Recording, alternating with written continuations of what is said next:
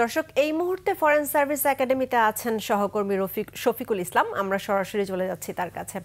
শফিক, আজ কি কি নিয়ে আলোচনা হলো, সর্বশেষ কি তথ্য আছে আপনার কাছে আমাদের জানান।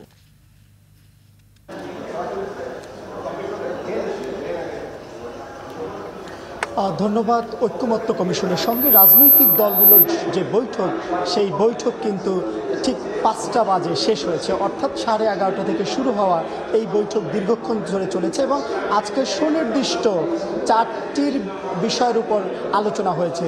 যে আলোচনার মধ্যে ছিল যে 70 অনুচ্ছেদ ছিল সংবিধানের, এছাড়াও ছিল স্থানীয় যে তত্ত্বাবধায়ক সরকার ব্যবস্থা সেটি ছিল, পাশাপাশি নারীদের যে সংসদীয় আসন সেটি ছিল এবং সেই সঙ্গে অন্যান্য যে আরও বিষয়, মোট 4টি বিষয়ের উপর আলোচনা হয়েছে। এবং এই আলোচনার পর প্রথম পর্যায়ে কিন্তু প্রায় 2টার দিকে একটা বিরতি দেওয়া হয়েছিল আধা ঘন্টা। সেই সময় বিএনপির পক্ষ থেকে সালাউদ্দিন আহমেদ তিনি এসে গণমাধ্যমে কথা বলেছেন।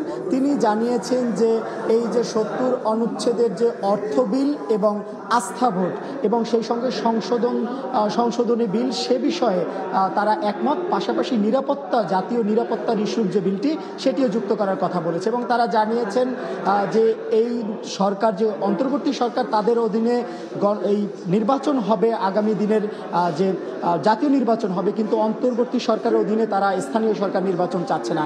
এছাড়া এনসিপি এবং জামাত তারা কিন্তু একমত পোষণ করেছে, তারা অন্তর্বর্তী সরকারের অধীনেই নির্বাচন চাচ্ছেন।